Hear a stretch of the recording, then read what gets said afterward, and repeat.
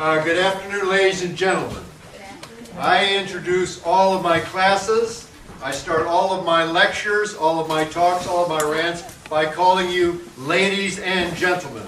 Words that are not very commonly used in our society today, our culture today. If you're not a gentleman, become one. If you're not a lady, become one. If your male companion is not a gentleman, does not treat you like a lady, get rid of him. If your female companion does not act like a lady, reevaluate the situation. When I was young, the term gentleman and lady was common. When I was young, many things in our culture, our society, our civilization, our world were more humane, more friendly, more compassionate, more inclusive, more helpful, more beneficial than what we have today. I grew up in a culture that was not perfect, but was not anywhere near as debased, vulgarized, common, cheap as it is today. I speak with authority on that. I'm a professor of art and art history at Macomb College. I'm a professor of urban art at Oakland University. I lecture on philosophy, culture, history, politics, etc., etc. I do this with knowledge behind myself and experience behind myself. Now, because you're young, I don't want you to leave here and say some lunatic ranted in my face all day, and he probably does not have a clue what he's talking about. So I have to give you a little background. I grew up on military bases in the South, Marine Corps bases. My father is still alive at 92, a retired Marine Corps lieutenant colonel. I had discipline, honor, duty, country, pride, etc. introduced to my little world when I was very young. I went to first and second grade on the island of Bermuda when I was in the first and second grade. It was a cultured school. I played cricket before I played baseball. My first organized sport, cricket. I was taught it was a gentleman's game.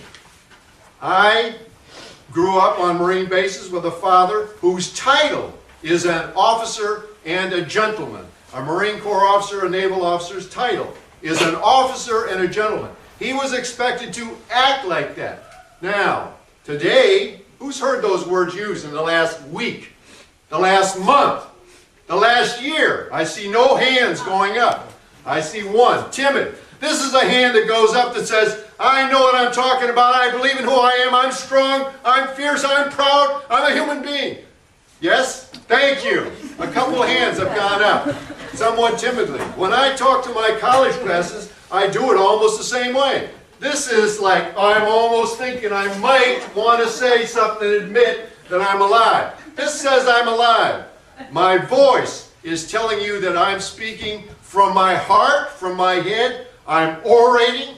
I am trying to pronounce my words right. I am trying to convince you that I actually believe in what I say.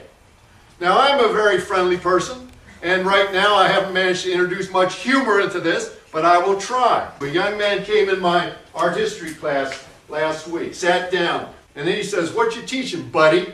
And here I am, I say, "Young man, you've just disrespected me. You don't know it, but you disrespected me. You don't call your peers, the adults around you, and particularly teachers, buddy. You don't call people pal, buddy, gal, hey you, and things like that. You show more respect." So he's not a gentleman yet. So I introduced this concept to him. I passed him in the hallway yesterday. He hadn't seen me for a week and a half. He says, "Hello, professor, how are you?" And I said, "You got the message." We shook hands. I educated the young man. I wasn't mean to him. I wasn't disrespectful. I helped him elevate himself. Now, our culture, our world here today is not helping you people. You're all 18, I understand? The only president you have known is the worst president in American history. Now, how can I say that? Here's a book called The Glorious Burden. It's a history of the presidency. I know the name of every president in here. I'm respecting you by talking to you like you want to learn. You've already learned something, and you're going to advance. The average person staggering around out there does not have a clue what number President Bush is, although half of them who bothered to vote voted for the fool. And I speak that with authority because I can name every one of them in order backwards, not trivia, knowledge, knowing what they did, who was great, who wasn't, who was a mistaken president, who didn't deserve to be there, who was assassinated, who became president through an assassination, who died in office, etc., etc. Now, if I didn't know that, I would shut up right now. The other source of my knowledge is, this is my paper. Anyone read this, New York Times? This is the paper. Now, I'm not disrespecting those of you who are reading something else. Read the best you can, but this is the paper. Now, I've read this thing every day for 40 years. I'm bragging about it, but it's a fact. I've read it because it tells me what I want to know in the current world and educates me, etc.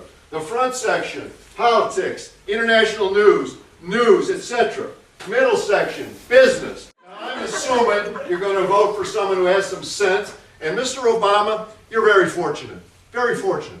The first person running for the presidency since John Kennedy. John Kennedy is the last president to inspire the young people. He inspired me when I was 16 and 17 years old. You're fortunate. Mr. Obama has that quality. Charisma, character, dignity, gentleman, intelligence, and somehow he's managed to inspire people. You're very fortunate. You're at a time when somebody is trying to uplift not just you, but the whole culture. You're very fortunate.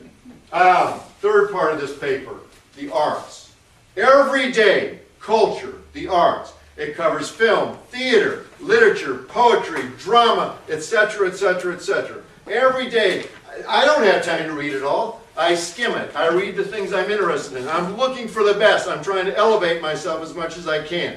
Throughout the rest of your lives, make a decision to observe what's going on around you. Figure out the choices. Do you want to be a plus or a minus? We walk through this earth leaving a trail behind us.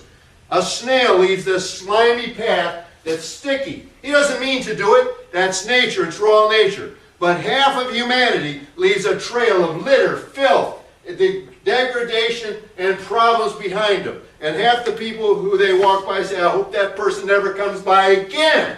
But you want to be a plus. You want people to say, that young person, that middle-aged person, that old person. Because don't think you're not going to get old. You want them to say, that young person, that middle-aged person, that elderly person helped, benefited mankind, was inclusive, etc. Now I'm going to tell you just one more thing. I'm a liberal. I'm going to explain what a liberal is because most people don't know. A liberal, dictionary definition, I'm paraphrasing. Inclusive, friendly, helpful, wants to have new ideas to expand their horizon, is willing to share, is willing to help. Look up the word for conservative. Withdrawn, looking to the past, does not want to experiment with new ideas. The word liberal is a tremendous plus. The word conservative is not a tremendous negative, but it's not a plus. Go out and have a good life and try to elevate yourself at all times. Get the best of whatever you can out of everything that you do. Everything that you do, do it to your best. Even tying your shoes. And when I tie my shoes, I try to tie them the best I can so they don't come undone. Do it. Do it. Everything you do, do it the best you can. Get the best education you can while you're young. You will be very glad when you're older. Remember my admonition. The average person who graduates from college learned very, very, very little. Get an education. Thank you very much.